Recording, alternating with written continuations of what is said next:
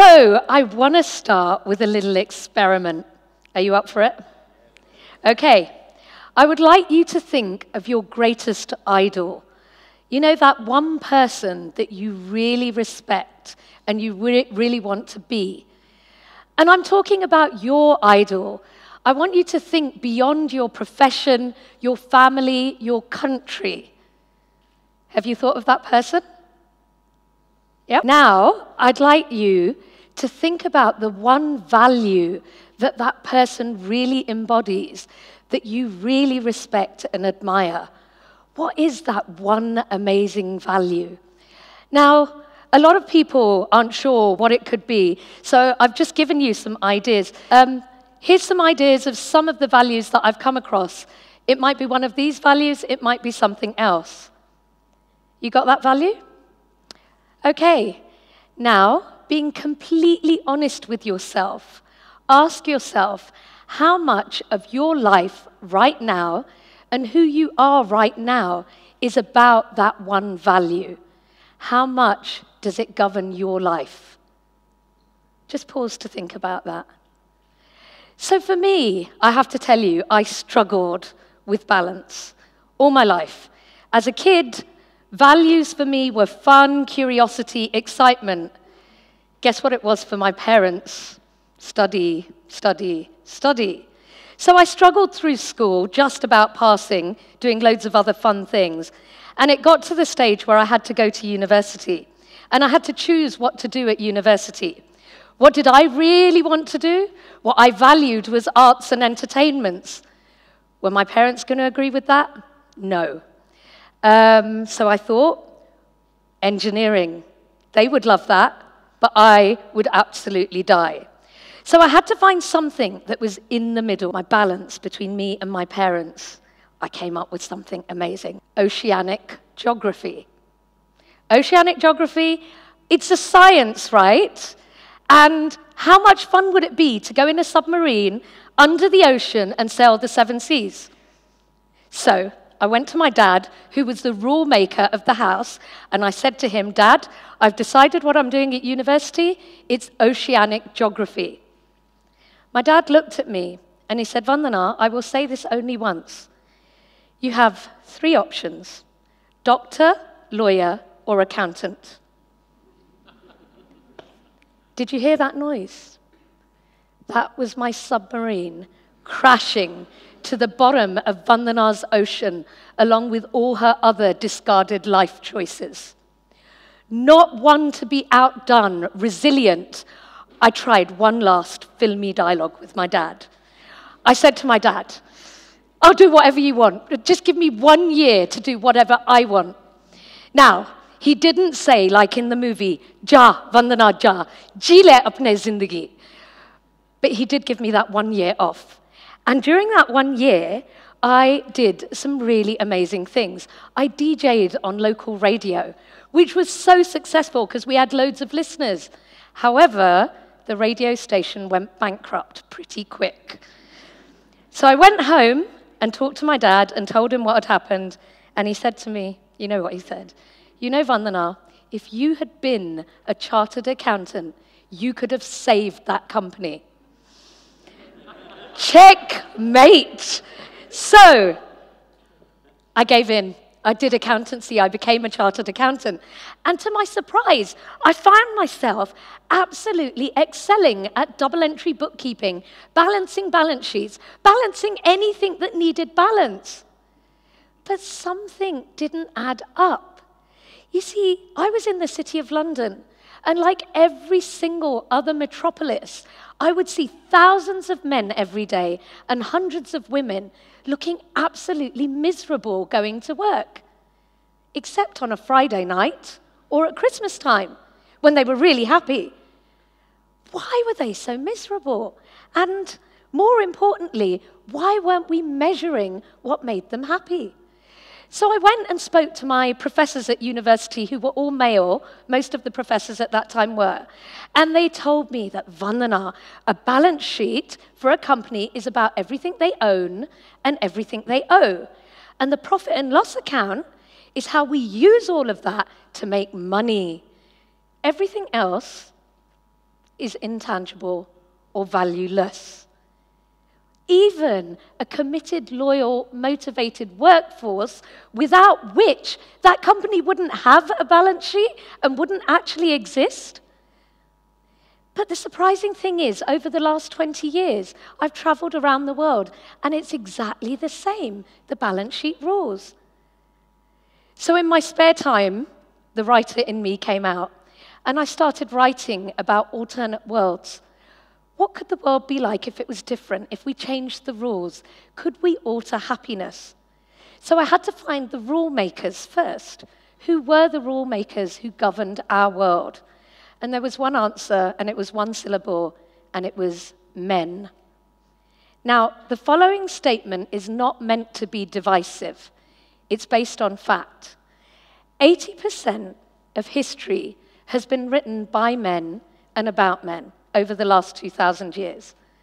80% of religion, 80% of legislation, 80% of scientific advancement has been written by men, about men, on topics that men have found interesting or important.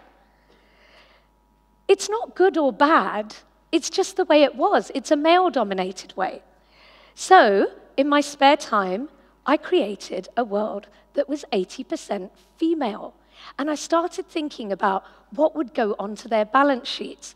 How would they control? How would they operate? Now, you may think that that's a really alien concept, but actually that's not true. Did you know across the world there are women tribes that are thriving very successfully? From the Mosso in China, where they have what's known as walking marriages, where the women choose their lovers, commit polygamy without stigma.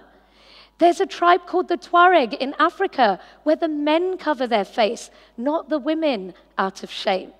And of course in India we have the Garo and the Khasi tribes. They inherit, the girls inherit, not the men. But we don't hear about them, perhaps because their version of power and control is different. So I wrote these stories, and to anecdotally validate some of my ideas, I did some social experiments. I asked different groups, professional men, millennial men, professional women, and children aged 13 to 14 to do two things. Firstly, to come up with their core values, what was important to them. And secondly, to say, if there was a world that was and had always been 80% female, what would the values of that world be? And I asked them specifically to look at lifestyle, education, governance, and business. I'd like you to come and take a walk with me through those worlds. Welcome to the professional women's version of this world. Now, in this world, it's extremely peaceful, it's extremely green. Women choose to live either individually or in communes. It's up to them. There's no school, the community does the teaching for the children. There is scientific advancement, but not for war, for health and exploration, because peace is the most important thing, and decreasing crime. There is a lot of gender equality. There's proportional representation for the small proportion of men. And in this world, there's a barter system where they barter material goods with emotions and values, which leads to food and shelter for everyone. The biggest business in this world, luxury spas, health and wellness. So that's the women's world. Let's move on to the millennial men's version of this world. It's very clean, this world. And it's the mums who go to work every day, looking absolutely gorgeous with their jewelry, which is made from eco-friendly mining. In this world, core values rule, so there are lower margins for profits and a huge amount of greater corporate social responsibility. In this world, there is conflict, but there's a new definition of a Cold War.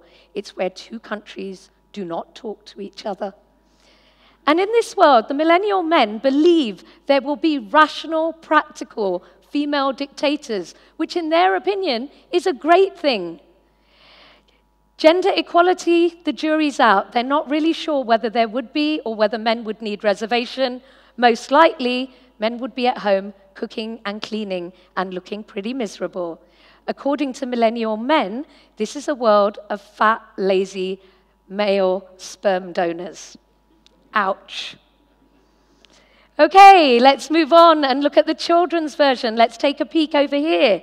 Well, in this world, there is no religion, there is no inequality, there is no gender discrimination. In fact, there are no differences, according to these kids. These kids were born and brought up in India. The one thing this place does have, though, is beautiful sanitation. Extremely important.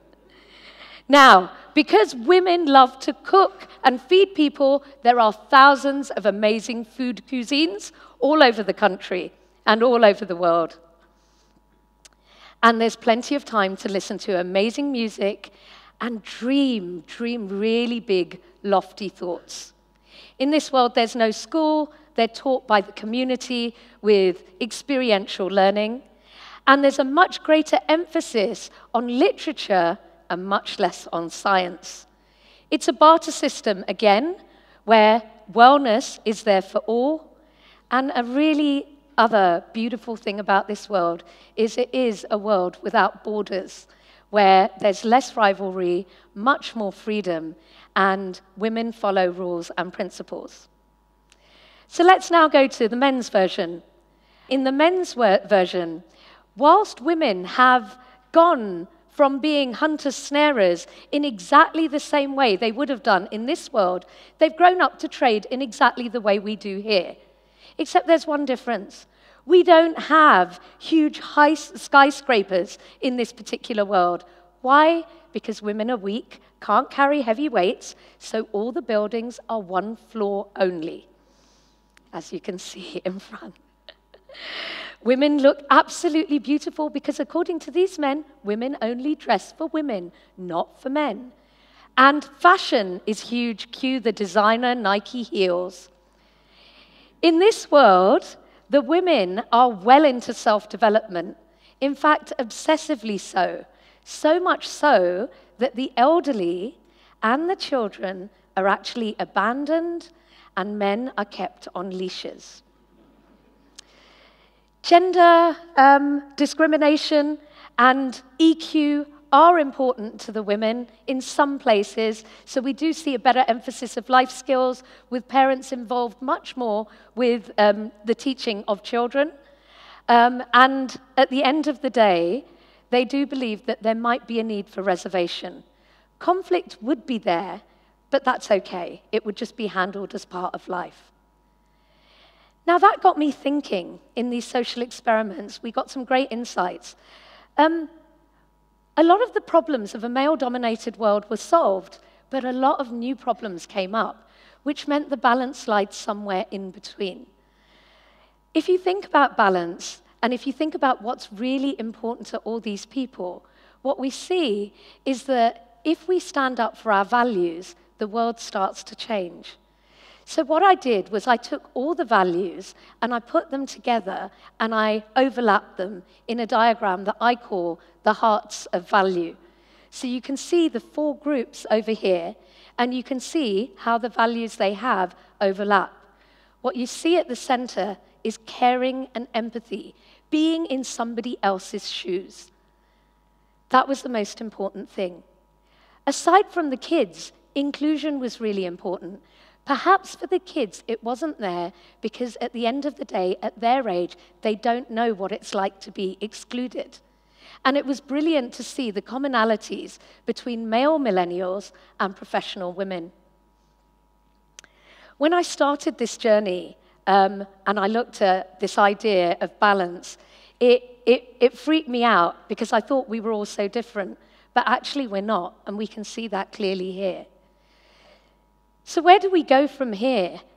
Well, clearly the balance sheet isn't doing it. Clearly the balance sheet isn't measuring what we really feel is important.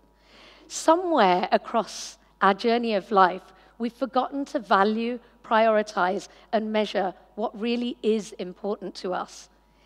Is it because we don't think that we can measure these things?